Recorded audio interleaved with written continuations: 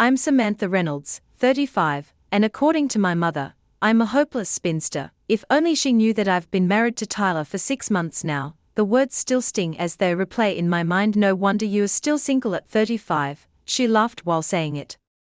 Surrounded by our entire family at Sunday dinner, little did she know, my wedding ring hung from a chain beneath my sweater, hidden like so many parts of my life. Before I tell you why I kept my marriage a secret from my own mother, let me know in the comments where you're watching from, and don't forget to subscribe for more stories about navigating complicated family relationships. Growing up with my mother Elaine was like living under a microscope. Every flaw, every mistake, every imperfection was not just noticed but highlighted, analyzed, and saved for future reference. My father Richard, a kind but passive man, would watch from the sidelines, occasionally offering a sympathetic glance but never actually intervening. It was easier for him to retreat to his home office than to challenge my mother's reign. "Samantha, stand up straight, no one likes a girl with poor posture," my mother would say in front of my friends. "Samantha, that dress does nothing for your figure, you should have consulted me before buying it. Samantha, your cousin Jessica is already engaged, and she's 3 years younger than you." These comments were the soundtrack of my childhood, punctuated by the stark contrast in how she treated my younger sister Brittany. While I received criticism, Brittany received praise. While I was the perpetual disappointment, Brittany was the golden child who could do no wrong. I still remember my first piano recital when I was 10. I practiced for weeks, determined to make my mother proud, but when I stumbled over a difficult passage, my mother's expression hardened into that familiar mask of disappointment. Later that night, I overheard her telling my father, "I don't know why we waste money on lessons, she clearly doesn't have any musical talent." Then there was the report card incident in 8th grade. I came home beaming with pride over my straight A's, except for a single B in algebra. Instead of celebrating my achievement, my mother zeroed in on the B. "This is what happens when you spend too much time with your friends instead of studying," she said, pinning the report card to the refrigerator, where that lone B seemed to grow larger by the day. But perhaps the most painful memory was my senior prom. I'd saved my babysitting money for months to buy a beautiful blue gown that made me feel confident for the first time in my life. When I came downstairs, my mother looked me up and down and sighed, "Blue was never your color. Samantha, it makes you look washed out, and that style does nothing for your hips." I went to prom with her words echoing in my head, unable to enjoy a moment of what should have been a magical night. Dating became another battlefield. When I was 16, I brought home my first boyfriend, Jason. My mother interrogated him like a criminal suspect, then spent the next week pointing out his flaws, his posture, his ambitions or perceived lack thereof, even the way he ate dinner. Jason lasted 3 weeks before breaking up with me, admitting that my mother intimidated him. This pattern continued through high school and into college. Any boy brave enough to show interest was eventually scared away by my mother's criticism or my fear of subjecting them to her judgment. By my sophomore year of college, I'd stopped bringing dates home altogether. College itself was my first taste of freedom. Attending Boston University, 3 hours from my Connecticut hometown, gave me space to breathe and discover who I was apart from my mother's expectations. I flourished academically, made genuine friends, and slowly began to rebuild my shattered self-confidence. I joined the marketing club, discovered a talent for graphic design, and for the first time, received praise for my abilities. When I graduated with honors and landed a job at a prestigious marketing firm in Boston, my mother's response was predictable: "Marketing? I always hoped you'd do something more substantial, like law or medicine." My father sent me a separate card congratulating me, signing it only from him, a small act of rebellion in his own way. I made a decision after college that changed everything. I would limit the personal information I shared with my family, especially my mother. My relationships, my friendships, my daily triumphs and struggles, these became mine alone. During family calls and visits, I redirected conversations toward safe topics: weather, neutral news, events, my sister's accomplishments. My career became my shield. Each promotion, each successful campaign, was armor against my mother's barbs. "At least you're doing well professionally," she would say, "the unspoken because your personal life is a disaster hanging in the air between us." Over the years, my mother's fixation on my relationship status intensified. As my friends married one by one, she collected their wedding announcements like evidence in a case against me, she began sending me articles about declining fertility after 30, dropping not so subtle hints about freezing my eggs, and setting me up on blind dates with the sons of her friends' disasters that only reinforced my decision to keep my dating life private. By the time I turned 30, I had built a life that looked exactly how I wanted it: a beautiful apartment in Boston's South End, a director position at one of the city's top marketing agencies, close friends who felt more like family, and the freedom to live on my terms. To everyone except my mother, this was success. To Elaine Reynolds, it was failure, plain and simple, because I had failed at the one thing she valued above all else: finding a man to validate my existence. Little did she know that my heart hadn't been untouched all these years. I had loved and lost, hoped and hurt, like anyone else. I just never gave her the satisfaction of witnessing it, of inserting her opinions into my most vulnerable moments. What she saw as my spinster worth was actually my self-protection. A boundary I had drawn with the precision of someone who had spent a lifetime being wounded by the person who should have been my biggest supporter. It's ironic that when I finally met the man who would become my husband, I was in the middle of delivering a presentation about authenticity in branding. The marketing conference in Chicago had drawn professionals from across the country, and I was representing my agency with a keynote on how consumers crave genuine connections over polished perfection. The most powerful brand stories come from embracing imperfections, I told the audience. Authenticity creates trust, and trust builds lasting relationships.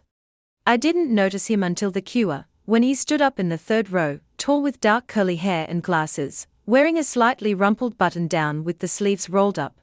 Tyler Harrison, from Harrison Creative in Seattle, he introduced himself. I loved what you said about embracing imperfections. Do you find that's harder to sell to clients who are used to presenting a flawless image? His question was thoughtful, his voice warm. We ended up continuing the conversation at the hotel bar after the session, talking shop until our industry chat gradually evolved into something more personal. So what brings a Boston agency director to specialize in authenticity? He asked, eyes crinkling at the corners when he smiled. I hesitated, then decided on a version of the truth. Growing up in an environment where appearances were everything made me value honesty. There's something exhausting about maintaining a perfect facade. Tyler nodded, understanding flickering across his face. My mom used to say that perfect people are perfectly boring. She'd rather have interesting family members than impressive ones. Your mom sounds wonderful, I said, a familiar ache spreading in my chest. She's loud, opinionated, makes inappropriate jokes at family gatherings, but loves fiercely. He shrugged. What about yours? I stirred my drink, the opposite in almost every way. Instead of pushing for details, Tyler changed the subject. A small kindness I wouldn't forget. We talked until the bar closed, exchanged numbers, and promised to connect when we returned to our respective coasts. I didn't expect anything to come from it. Cross-country relationships rarely work, and I'd grown comfortable in my independence. But Tyler called the very next day, and the day after that. We started with video calls that lasted for hours, sharing details of our days, our work, our lives. I found myself looking forward to our conversations, planning my evenings around when he'd be available. A month after the conference, Tyler flew to Boston for a weekend. He arrived with a small potted succulent harder to kill than flowers and a willingness to explore my city. We walked the Freedom Trail, ate cannoli in the North End, and talked as if we'd known each other for years instead of weeks. My family would love you, he said as we watched the sunset from a bench on the Esplanade. I tensed, the familiar anxiety creeping in. You talk to your family about me? Of course, he said, surprised by my reaction. My mom's already asked when she gets to meet you. No pressure, though, he added quickly, noticing my discomfort. That night, I told him more about my mother, sharing stories I rarely disclosed to anyone. Instead of dismissing my feelings or defending my mother's behavior as just trying to help responses I'd received from previous boyfriends, Tyler really listened. That's not tough love, Sam, he said, using the nickname only my closest friends used. That's just being cruel. His validation was like a key unlocking something long sealed inside me. For the first time, I didn't feel the need to qualify or minimize my experiences. I didn't have to add "but she means well" after describing another cutting remark. Tyler saw the damage for what it was. And in seeing it, helped me see it too. Over the next 6 months, we fell into a rhythm of alternate weekend visits, with daily calls in between. I flew to Seattle and met his family, warm, boisterous people who embraced me immediately. His mother Linda hugged me the moment we were introduced, then proceeded to show me embarrassing photos of Tyler as a chubby-cheeked toddler. His father Mike grilled salmon in their backyard and asked about my work with genuine interest. His younger sister Abby insisted on taking me shopping at her favorite local boutiques. "They're a lot," Tyler apologized as we drove back to his apartment. "They are wonderful," I said, meaning it despite the unfamiliar ache their warmth created. It was like discovering a whole new definition of family, one I hadn't known was possible. After a year of long distance, Tyler was offered an opportunity to open an East Coast office of his agency in Boston. Though he insisted the move made business sense, we both knew the real reason he was relocating. "I'd rather be where you are," he said simply.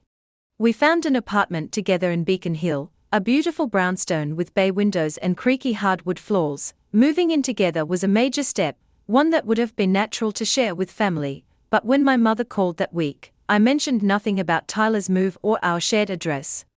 "I'm just busy with work, Mom," I said when she commented on my brief, infrequent calls. It wasn't entirely a lie. I was busy building a life that felt safe and loving, busy protecting the happiness I'd found from her inevitable criticism. Tyler was patient with my hesitation to integrate him into my family life, but as our relationship deepened, it became a point of tension. "I'm not ashamed of you," I insisted after he found me removing my contact information from his Facebook page. "I'm trying to protect us." "From your mother?" he asked. "Sam, she's one person, and keeping me a secret makes it seem like you believe what she's always told you, that you don't deserve happiness." Our first major argument erupted 6 months after he moved to Boston. My parents had announced an impromptu visit, giving me barely 2 days' notice. "I'll stay with a friend for the weekend," Tyler offered. "No problem." But it was a problem. It was exhausting, this constant compartmentalities of my life. I was angry not at Tyler, but at the situation, at the fact that at 33 years old, I was still rearranging my life to accommodate my mother's judgment. "This isn't fair to you," I admitted after a tense dinner where we'd barely spoken. "You deserve someone who's proud to call you her partner, who isn't hiding you like some shameful secret." Tyler took my hand across the table. "I'm not going anywhere, Sam, but I won't pretend this doesn't hurt. When you hide me, it feels like you're still giving your mother control over your happiness." He was right. Despite all my efforts to build an independent life, I was still orienting myself around my mother's potential disapproval. The realization was both painful and freeing. "I need time," I said, "but I don't want to keep living like this either." Tyler squeezed my hand. "Then we'll figure it out together." That night, lying beside him as he slept, I made a silent promise to myself. I wouldn't let fear guide my choices anymore. I would work on bringing the compartmentalized pieces of my life together, not for my mother's sake, but for my own, for Tyler's, for the future we deserved to have together. Fully and openly. 18 months after we met, Tyler suggested a weekend hiking trip to the White Mountains in New Hampshire. Fall had painted the landscape in brilliant reds and golds, and the crisp October air carried the scent of pine and wood smoke. We trekked up to a scenic overlook, the valley spreading below us like a patchwork quilt of autumn colors. "Let's take a picture," Tyler said, setting up his camera on a nearby rock. I posed at the edge of the overlook, smiling as he joined me, but instead of looking at the camera, he turned to face me, taking both my hands in his. "Sam," he said, his voice suddenly serious, "these past 18 months have been the happiest of my life."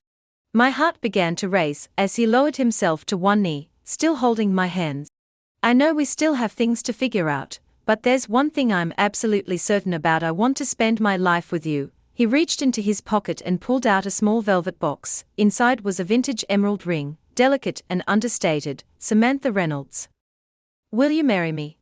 Joy surged through me, pure and uncomplicated in that perfect moment. "Yes," I said, tears spilling onto my cheeks. "Yes, absolutely yes."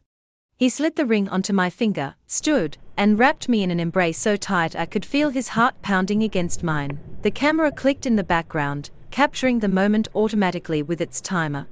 It wasn't until we were driving back to Boston, my hand in his as I admired how the emerald caught the light, that the familiar anxiety began creeping back in. Who would we tell first? When would we announce it? How would we handle my family's reaction, especially my mother's? Tyler sensed my shift in mood. What are you thinking about? Just next steps, I said carefully. You're worried about telling your family, he said, not a question. I nodded, watching the trees blur past the window. She'll find a way to ruin this, Tyler. She'll criticize the ring for being too small or too unusual. She'll question why we didn't wait longer, or wonder aloud if you're successful enough. She'll take this perfect thing and turn it into another reason I'm not good enough. Tyler was quiet for a long moment. Then, what if we didn't tell her? I turned to look at him. What do you mean? What if we got married without telling your family? The idea was both terrifying and exhilarating. You'd be okay with that? What about your family? He shrugged. They'd understand if I explained, maybe not be thrilled, but they'd get it. He glanced at me. What matters to me is being your husband, not having a big wedding for show. That night, we stayed up late discussing possibilities. A small, private ceremony, a handful of closest friends as witnesses, no elaborate preparations or announcements, just us, making a commitment based on love rather than external expectations. Are you sure this is what you want? I asked Tyler. Most guys dream about their families being at their wedding. He brushed a strand of hair from my face. What I dream about is seeing you happy and free, not anxious and performing for your mother's approval. If a private ceremony gives us that, then it's exactly what I want. The decision brought both relief and guilt. Relief at avoiding the inevitable drama, guilt at excluding Tyler's loving family, who had welcomed me so warmly. We compromised by telling his parents and sister about our engagement and our plans for a private ceremony. As predicted, they were disappointed but supportive.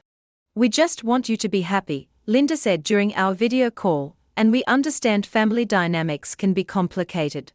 Just promise you'll come visit as newlyweds, Mike added. We'll have our own celebration. My best friend Madison was the only person from my side who knew the truth. As my planned maid of honor since college, she was initially shocked by our decision. Are you sure, Sam, this is your wedding day we're talking about? I'm sure, I said firmly. I've spent my whole life having special moments ruined by my mother's criticism. I won't let her ruin this too. Madison's expression softened. Then I'm with you 100%. What do you need me to do? With Madison's help, we found a beautiful small venue, a historic boathouse on the Charles River with panoramic windows overlooking the water. We set a date for April, giving us 6 months to make modest arrangements. I found a simple ivory sheath dress at a boutique in Cambridge.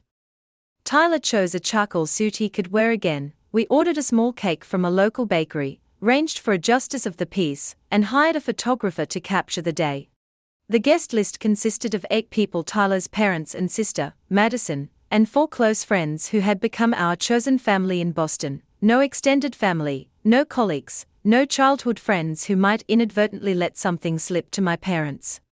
As the date approached, my conflicting emotions intensified. I'd wake in the middle of the night, sometimes filled with excitement about marrying Tyler, other times racked with guilt about the secrecy. Was I making a terrible mistake? Would this decision haunt our marriage? Was I perpetuating the very cycle of emotional complication I was trying to escape? We can still change the plan, Tyler assured me one night as I lay awake beside him. If you want your family there, we'll make it work. We'll handle whatever comes. His willingness to adapt only confirmed that I was marrying the right person, but it didn't change the fundamental reality: including my mother would transform what should be the happiest day of my life into an emotional minefield. No, I said, curling closer to him, I want our wedding day to be about love, not fear. I want to be fully present, not constantly bracing for the next criticism. The week before the wedding, my mother called. We haven't heard much from you lately, she said, suspicion coloring her tone. Your father and I were thinking of driving up to Boston next weekend. We could take you to dinner.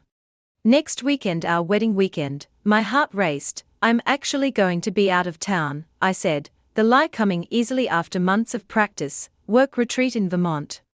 A retreat? That sounds like a waste of a weekend, she scoffed. Well, let us know when you're free. Your cousin Jessica just had her second baby. You know, time waits for no one, Samantha.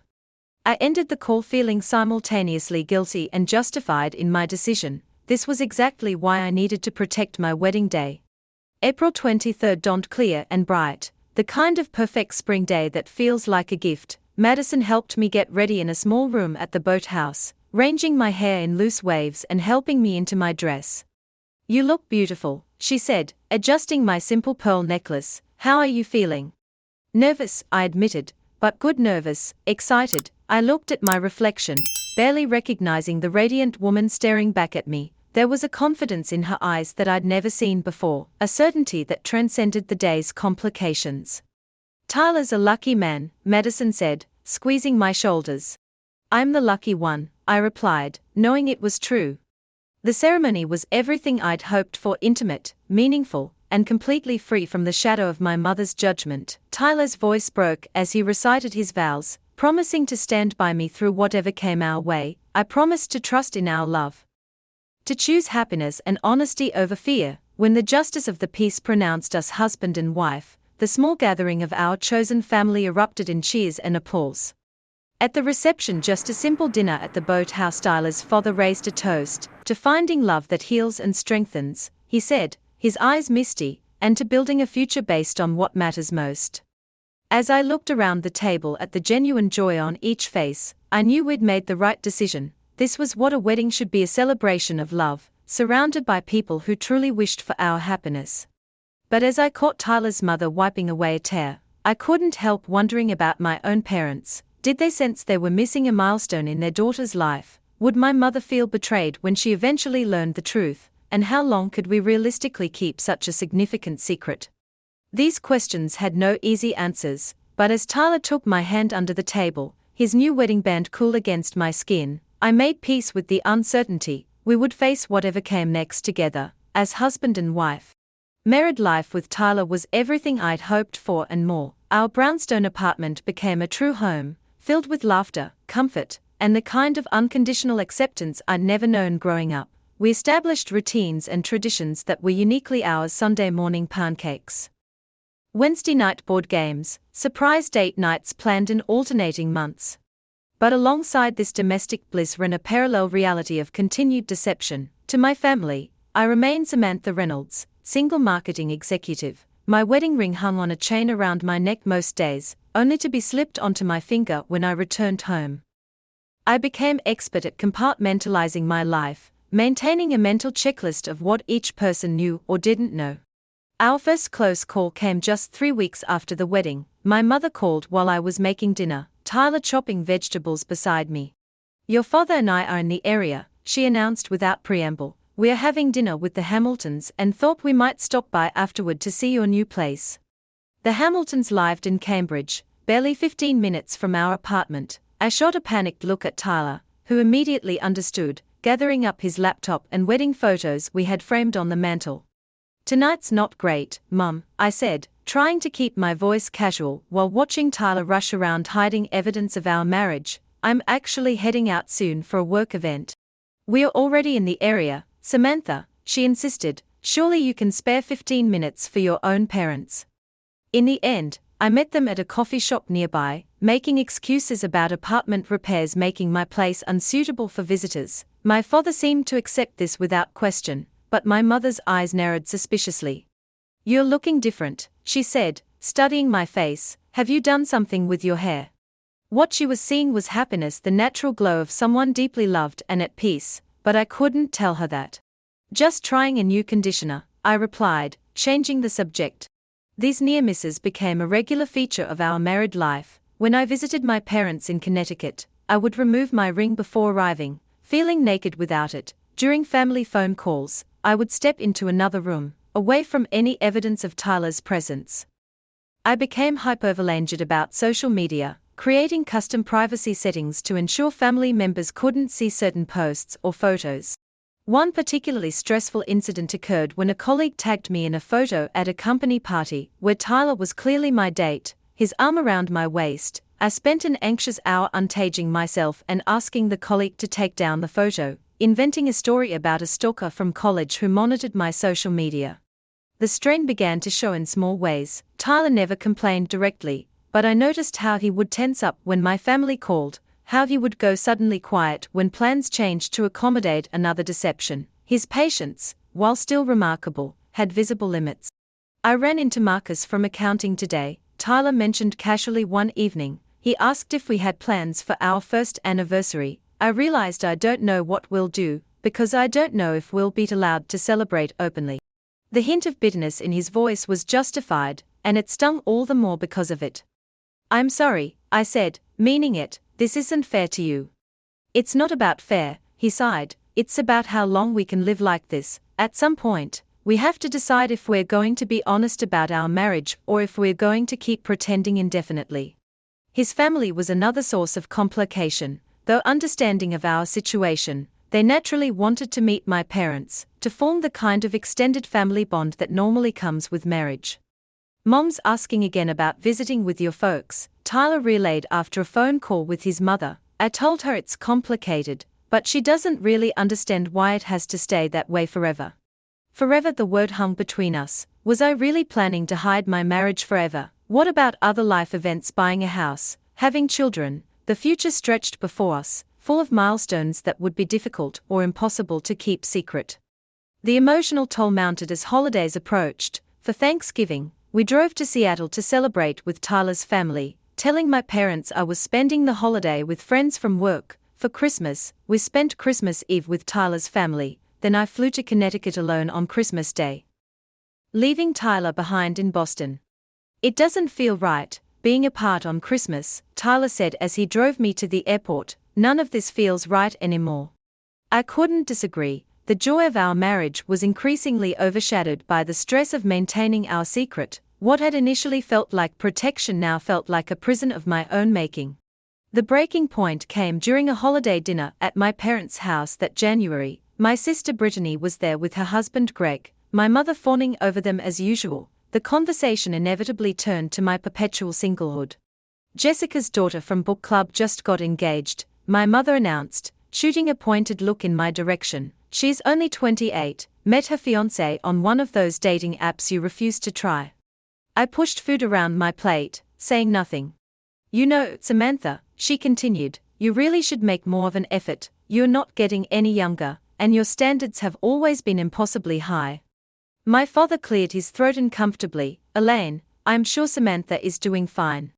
Is she? My mother raised an eyebrow. 34 and not even a serious boyfriend in years. When I was her age, I had both of you and was running the household while your father built his career. Each word was a paper cut, small but stinging. I thought of Tyler, spending the evening alone in our apartment while I sat here being diminished and dismissed. I thought of our wedding day, how radiant I had felt, how proud Tyler had been to call me his wife. Maybe Samantha is focused on her career, Brittany offered, shooting me a sympathetic glance. Not everyone needs to follow the same timeline. Career is all well and good, my mother sniffed, but it won't keep you warm at night or take care of you when you're old. I felt the chain around my neck, my wedding ring hidden beneath my sweater, and something inside me hardened with resolve. This charade had gone on long enough. It was time to reclaim my truth, whatever the consequences. Actually, I began, then faltered as all eyes turned to me. The moment stretched, my courage wavering. Actually, I'm seeing someone, I finished lamely, the full truth sticking in my throat. My mother's expression brightened with predatory interest. Oh, and you're just telling us now? Who is he? What does he do? When can we meet him? The barrage of questions, the implicit judgment they contained, reminded me exactly why I'd kept my relationship, my marriage, a secret. I wasn't ready, not yet. It's still new, I lied. I don't want to jinx it. The rest of the evening passed in a blur of discomfort, my mother's renewed interest in my love life feeling like an invasion. When I finally returned to Boston the next day, I felt emotionally drained and ashamed of my continued cowardice. Tyler met me at the door with a hug. How was it? Awful, I admitted. I almost told them about us, but I couldn't do it. I'm sorry, Tyler. I know this can't go on forever. He led me to the couch, sitting beside me with our hands intertwined. Sam, I love you. I knew what I was signing up for when we decided on a secret wedding, but you're right, this can't be our life indefinitely. At some point, we have to decide what kind of future we want to build. Looking into his kind eyes, I saw not judgment but concern for me, for us, for the toll this deception was taking, and I knew with sudden clarity that I couldn't let fear control my life any longer, not if I wanted a marriage based on honesty and courage. You're right, I said, it's time to tell them the truth. April arrived, marking nearly a year of marriage and secret keeping. My mother's birthday fell on a Saturday, and as was tradition, the entire family gathered at my parents' house to celebrate. I arrived alone, having left Tyler at home once again, the weight of our shared deception heavier than ever. The house was exactly as it always was, immaculate, tastefully decorated, and emotionally suffocating. Family photos lined the hallway, chronicling a version of our lives that existed only for public consumption, smiling faces at graduations, holidays, and special occasions. No hint of the tension that hummed beneath the surface of our family dynamic. My sister Brittany was already there with her husband Greg when I arrived, helping my mother arrange a platter of appetizers in the kitchen. At 32, Brittany had fulfilled all of our mother's expectations: prestigious law degree, marriage to a successful surgeon, and a beautiful home in the right neighborhood. She greeted me with a genuine hug. Despite our mother's preferential treatment, we'd maintained a good relationship over the years. "You look great," she said, studying my face. "There's something different about you lately." I forced a smile, wondering if happiness was as visible as pain. "Just been sleeping better," I lied. The afternoon progressed predictably. My father grilled steaks on the patio, while my mother held court in the living room, updating everyone on the latest achievements and failures of extended family members and friends. I sat quietly, contributing minimal responses when directly addressed, counting the hours until I could reasonably make my exit. Dinner was served at 6, the formal dining room table set with my mother's best china and crystal. No birthday was too small for a production in the Reynolds household. As we took our seats, my mother at the head of the table like a queen surveying her subjects, I felt the familiar tightness in my chest that accompanied these gatherings. "Samantha," my mother said as she unfolded her napkin, "I ran into Diane Wilson at the club yesterday. Her son Christopher is back in town after his divorce. He's a cardiologist now at Connecticut General. I gave her your number." I nearly choked on my water. "You what?" "Don't look so horrified," she chided. "Christopher was always such a nice boy, captain of the debate team in high school, if you recall, and now a successful doctor. He'll probably call this week." "Mom, I didn't ask you to set me up with anyone," I said, struggling to keep my voice even, "and I certainly didn't give you permission to give out my phone number." She waved a dismissive hand. "Don't be so dramatic, it's just a phone call. What else are you doing with your time up there in Boston? All work and no play makes Samantha a lonely spinster." My father cleared his throat. "Elaine, perhaps Samantha would prefer to handle her own social life." "What social life?" my mother retorted with a sharp laugh. "She's 35 years old and showing no signs of settling down. At this rate, I'll never have grandchildren from her." The casual cruelty of her words hung in the air. I saw Brittany wince. Greg suddenly very interested in his salad. My father sighed quietly, resigned to his role as ineffectual bystander. "I have a life that makes me happy," I said, my voice tight. "Just because you don't see all of it doesn't mean it doesn't exist." My mother's eyes narrowed. "A fulfilling life includes family, Samantha. It includes connections and relationships, not just an apartment and a job." I felt something inside me cracking, the careful walls I'd built to protect myself from her judgment developing fissures. "I have connections, I have relationships, I just don't parade them in front of you for approval." "Well, whatever connections you have clearly aren't leading anywhere significant," she said with another dismissive wave. "When I was your age." "I know," I interrupted. "You were married with 2 children, and running the household while Dad built his career, you've told me repeatedly." An uncomfortable silence fell over the table. My mother's lips pressed into a thin line, her expression hardening. Then Brittany cleared her throat. "Actually," she said, her voice unnaturally bright, "Greg and I have some news we wanted to share today." All eyes turned to my sister, who exchanged a quick glance with her husband before continuing. "We're pregnant, due in October." The announcement had its intended effect, immediately diverting attention from the tension between my mother and me. My mother's face transformed, joy replacing disapproval, as she rose to embrace Brittany. "Oh my goodness, a grandchild, this is the best birthday present ever." The next several minutes were a blur of congratulations and questions. When did they find out? How was Brittany feeling? Did they know the gender yet? Had they thought about names? Through it all, I sat in silence, genuinely happy for my sister but achingly aware of the contrast between her announcement and my own hidden truth. My mother, in her excitement, couldn't resist drawing that comparison herself. As the initial flurry of congratulations settled, she turned to me with what I'm sure she thought was sympathetic concern. "Isn't this wonderful news, Samantha? You're going to be an aunt." She reached across the table to pat my hand. "Of course, you'll need to find someone soon if you want children of your own. At 35, your biological clock is really ticking now."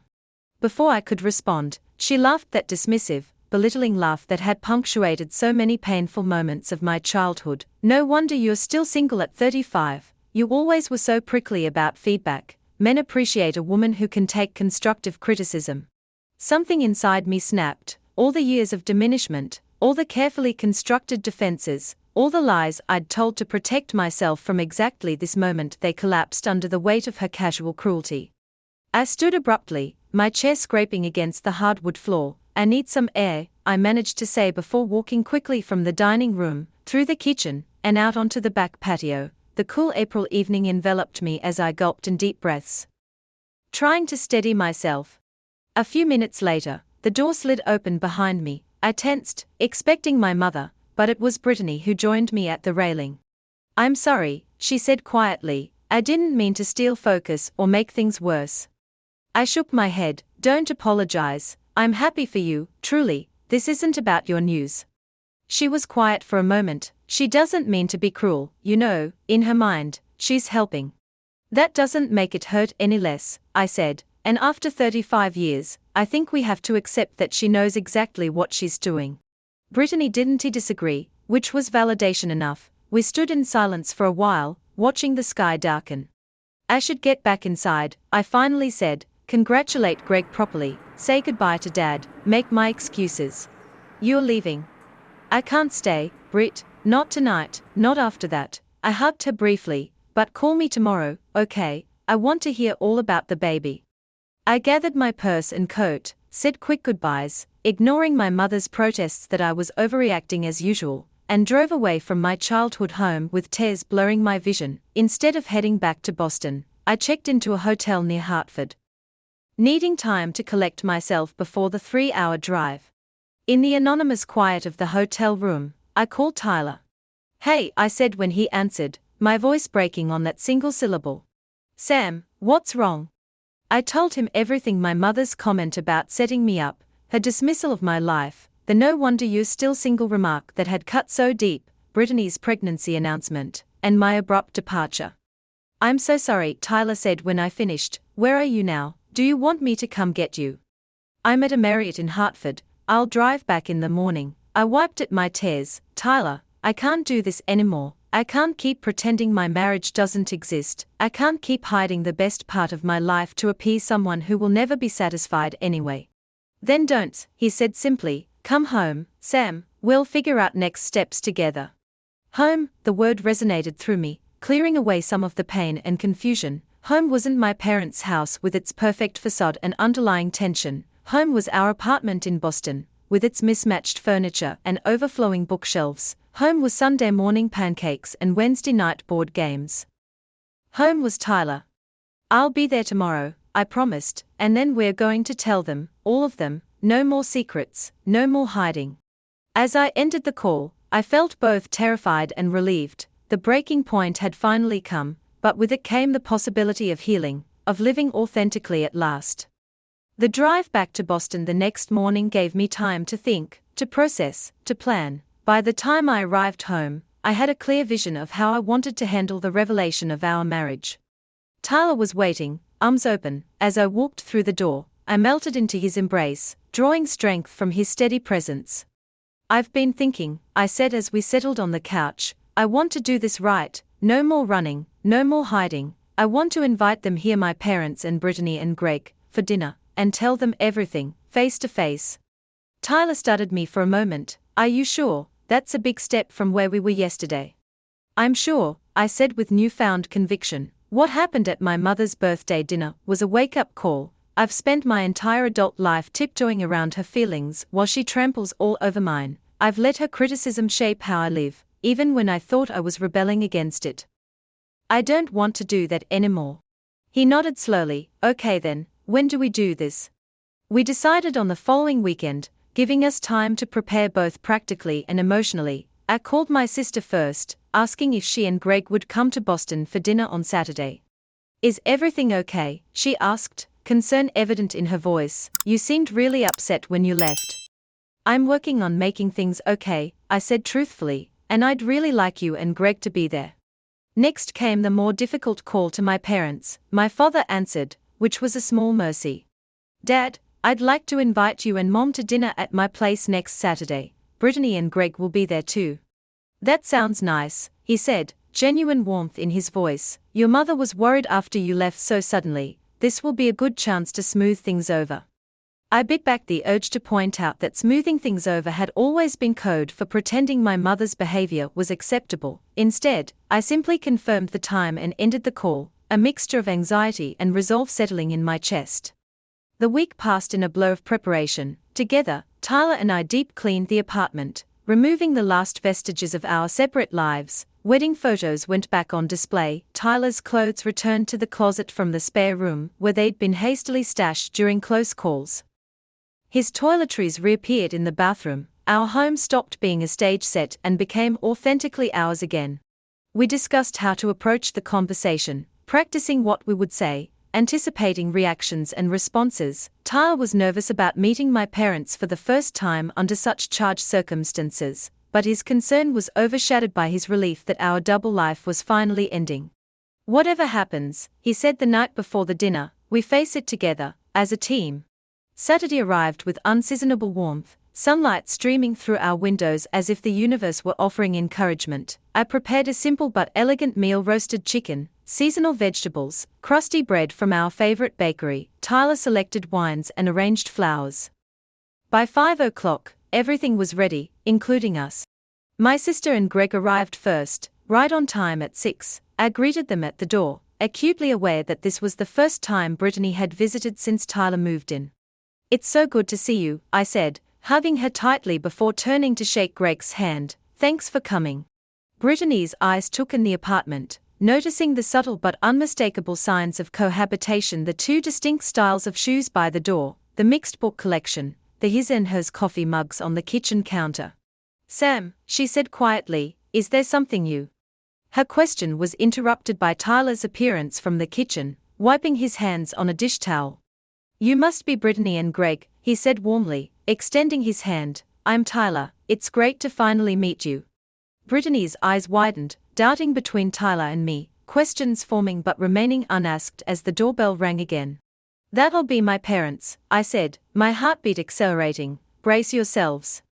I opened the door to find my father smiling and my mother scrutinizing the hallway of my building with barely disguised disapproval. Her gaze shifted to me, then past me to where Tyler stood visible in the living room. Her expression froze. Samantha, she said tightly, I wasn't aware you had other guests. Please come in, I said, stepping back to allow them entry. There's someone I want you to meet. Tyler approached, extending his hand with remarkable composure. Mr. and Mrs. Reynolds, I'm Tyler Harrison. It's a pleasure to meet you both. My father shook his hand warmly. Richard, please, good to meet you, son. My mother's handshake was brief and cold, her expression calculating. And how do you know my daughter, Tyler? The moment of truth had arrived sooner than planned. I moved to stand beside Tyler, drawing strength from his presence. Mom, Dad, I said, my voice steadier than I'd expected. Tyler is my husband. The silence that followed was absolute. My mother's face drained of color. My father's eyebrows shot up in surprise. Brittany gasped softly, while Greg looked uncomfortably at the floor. You're what? My mother finally managed, her voice a harsh whisper. My husband, I repeated, reaching for Tyler's hand. We've been married for almost a year. A year? My father looked genuinely bewildered. Samantha, what are you talking about? Perhaps we should all sit down, Tyler suggested gently. We have dinner prepared, and we can explain everything. Somehow, we made it to the dining table, the carefully prepared meal now a backdrop to the unfolding drama. My mother sat rigidly in her chair, her shock giving way to a cold anger I recognized all too well. My father appeared dazed, while Brittany and Greg exchanged uncomfortable glances. I took a deep breath and began the story from the beginning, meeting Tyler at the conference, our long-distance relationship, his move to Boston, and our decision to marry privately. We had a small ceremony last April, I explained, my voice gaining confidence as I spoke. just a few close friends and Tyler's family. His family knew. My mother's voice was razor sharp. You told complete strangers about your wedding but kept it from your own parents. They're not strangers, Mum, they're Tyler's family, and they've been nothing but kind and welcoming to me. Unlike us, you mean, she shot back, is that what you're implying? Tyler squeezed my hand under the table as I gathered my thoughts. What I'm saying is that I made a decision based on what I needed at the time. I knew a traditional wedding with family involvement would become about everyone else's expectations rather than about Tyler and me. My father leaned forward, his expression troubled. But why keep it a secret afterward, Samantha? Why lie to us for a year? The question hit at the heart of the matter, forcing me to articulate what I had avoided confronting directly for so long. Because I was afraid, I admitted, my voice cracking slightly, afraid of judgment, criticism, of having something precious to me diminished or tainted. I looked directly at my mother. Every significant moment in my life has been subject to your disapproval. Mom, every achievement, every relationship, every choice I've made has been measured against your impossible standards and found wanting. I couldn't bear to have my marriage treated the same way. My mother's face flushed with indignation. That is the most ridiculous thing I've ever heard. I have only ever wanted what was best for you, Samantha. If I pushed you, it was to help you reach your potential. If I criticized, it was to help you improve. But that's just it, I said, frustration building. You've never accepted that I might know what's best for myself. You've never considered that your criticism doesn't help, it hurts. It always has. So you lied to us, she said flatly. For a year, you excluded us from one of the most important days of your life because you were too cowardly to stand up for your choices. Her words stung, partly because they contained a grain of truth. Yes, I acknowledged, I was a coward. I was afraid of exactly this reaction, the dismissal, the judgment, the way you're making this about your feelings rather than trying to understand mine. Understand what? She demanded. That my daughter has so little respect for her family that she married a complete stranger without even introducing him to us first, that she's been living a double life, lying to our faces for months. What exactly am I supposed to understand here? Samantha. Tyler cleared his throat. Mrs. Reynolds, if I may. No, you may not, she cut him off sharply. I don't know you, I don't know anything about you. For all I know, you could be after my daughter's money or using her for a green card. Mom, I exclaimed, horrified. Tyler is an American citizen with his own successful business, and that's an incredibly offensive thing to say. What's offensive is this entire situation, she retorted, throwing her napkin on the table and standing abruptly. I think we've heard enough, Richard, we're leaving. My father hesitated, conflict evident on his face. Elaine, perhaps we should. Now, Richard, her tone brooked no argument. As my parents moved toward the door, years of conditioning nearly pulled me after them, apologizing, making peace at my own expense, but Tyler's steady presence anchored me, reminding me of the strength I'd found in our relationship.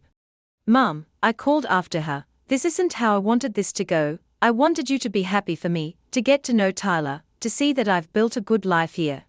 She paused at the door, her back rigid. You've made your choices, Samantha. Now you'll have to live with them. With that, she walked out, my father following after an apologetic backward glance. The door closed with a finality that left the apartment in stunned silence. I sank back into my chair, emotionally drained but also strangely liberated. The worst had happened, and yet I was still standing, still breathing, still loved. Brittany was the first to speak. Well, she said with forced lightness, that went about as well as could be expected. A surprised laugh escaped me, releasing some of the tension. I'm sorry you and Greg got caught in the crossfire. Are you kidding? Greg said, speaking for the first time. This is the most interesting Reynolds family dinner I've ever attended. Tyler stood to refill wine glasses. So, who's hungry? We have this whole meal prepared, and I'd love to get to know Samantha's sister and brother-in-law properly. As we settled back to our delayed dinner, the conversation gradually became more natural. Brittany asked about our wedding, genuinely interested in the details. Greg and Tyler discovered a shared passion for rock climbing. By the time dessert was served, the atmosphere had transformed from confrontational to almost celebratory. For what it's worth, Brittany said as she and Greg prepared to leave, I understand why you did what you did, and I'm happy for you, Sam. Tyler seems wonderful.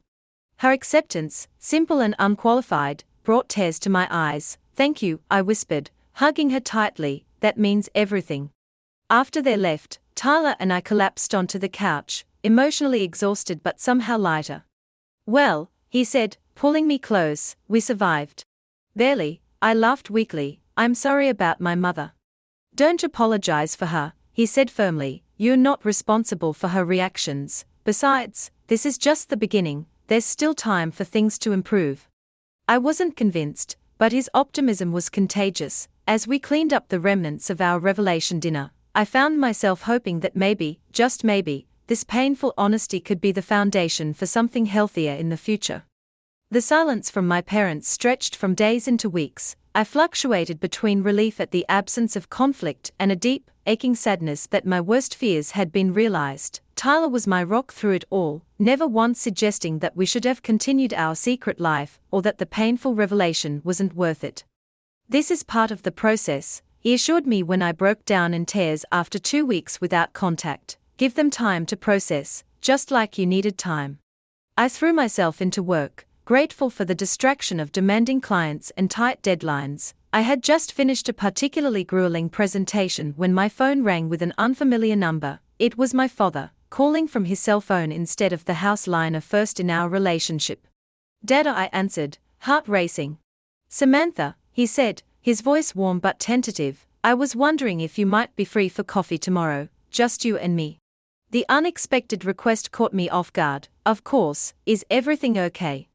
Everything's fine, he assured me, I just think we need to talk, and it might be easier without your mother present. There's a cafe near your office, Groundwork Coffee, could you meet me there at 2? The next day, I arrived early at the cafe, nerves making it impossible to focus on work. My father arrived precisely on time, looking strangely out of place in his tailored suit among the casual coffee crowd. He spotted me and approached with an uncertain smile. Thank you for meeting me, he said after ordering a black coffee. Of course, I replied, studying his face. He looked tired, the lines around his eyes deeper than I remembered.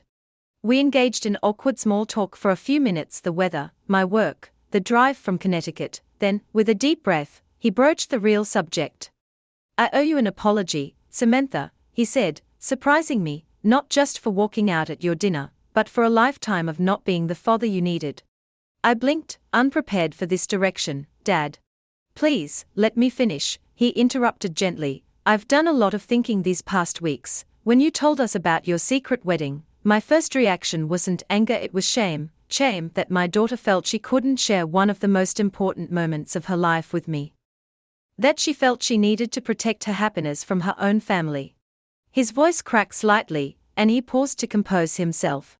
The truth is, I've always known about your mother's intensity, her perfectionism, her critical nature. I told myself I was keeping the peace by not interfering, but really, I was just avoiding conflict at your expense.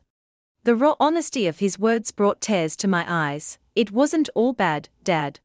No, but it wasn't what it should have been either. He reached across the table to take my hand. I should have protected you more, I should have stood up for you, even if it meant standing up to your mother, and I'm sorry I didn't. The apology, so unexpected, so genuine, unlocked something inside me, a forgiveness I hadn't realized I'd been withholding. What happens now? I asked quietly.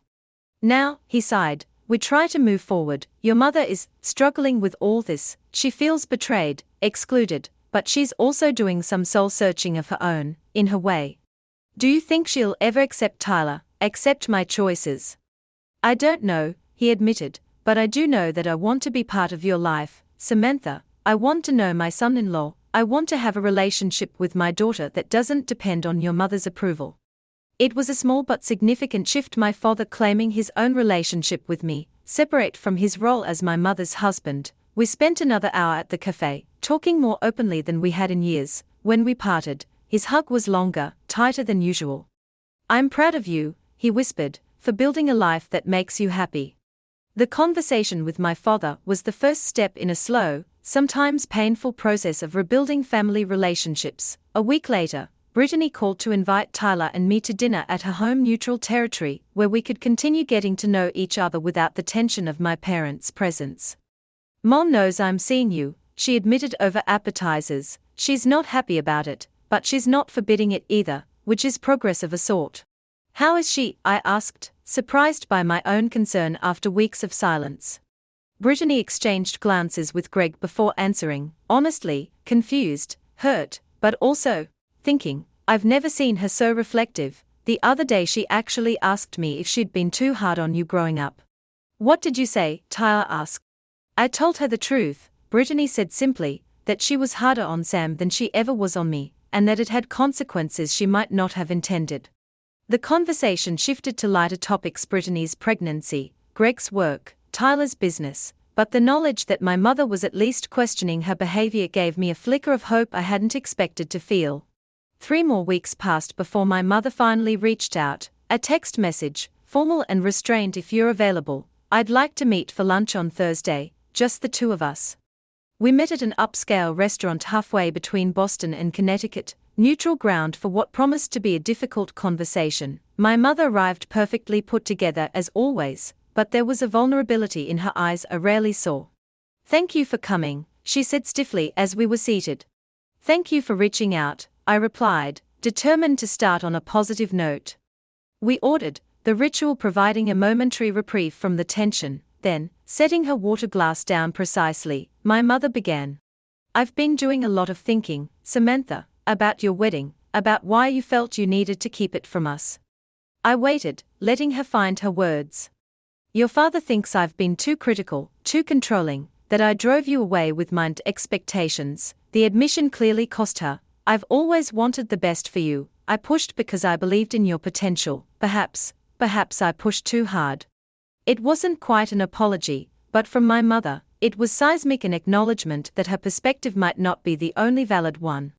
Mom, I said carefully, I know you wanted the best for me, but what you thought was best and what actually makes me happy aren't always the same thing. I needed you to see me, really see me, not just the daughter you wanted me to be.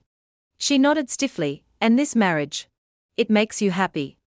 Incredibly happy, I said without hesitation. Tyler is kind, supportive, intelligent. He sees me for who I am and loves me for it, not despite it. I would like to meet him, she said after a long pause, properly this time, without the dramatics. It was a small olive branch, but I recognized the effort it represented. I'd like that too. The lunch ended without any dramatic breakthroughs or tearful embraces. My mother was still my mother proper, reserved, holding herself to impossible standards and others along with her, but something had shifted, a tiny crack in the facade that allowed for the possibility of change. 2 weeks later, my parents came to Boston again. This time, the dinner was different. My father greeted Tyler with genuine warmth, asking interested questions about his business. My mother was more reserved but made a visible effort to engage, to listen rather than immediately judge. When Tyler mentioned his parents' upcoming visit to the East Coast, she surprised everyone by suggesting we all meet for dinner. After all, she said with careful formality, they are family now.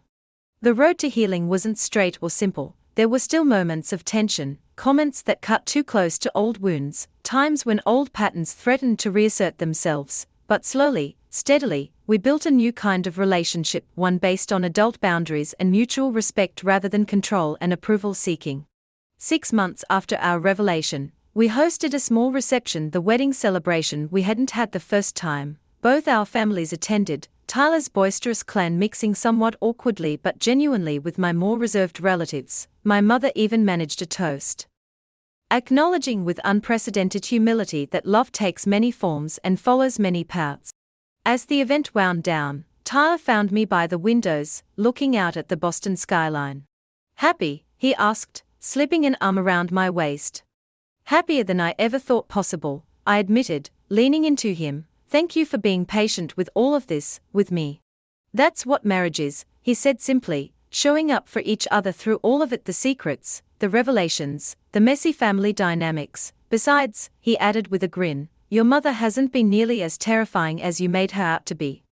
I laughed. Give her time, she's on her best behavior tonight. Later that night, after all the guests had left and we were cleaning up together, Tyler broached a subject we'd been circling for months.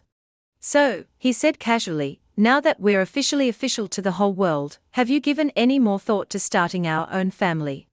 The question sent a flutter of both excitement and anxiety through me. I have, I admitted, but I'm scared, Tyler. What if I become my mother? What if I pass on all these patterns without even realizing it?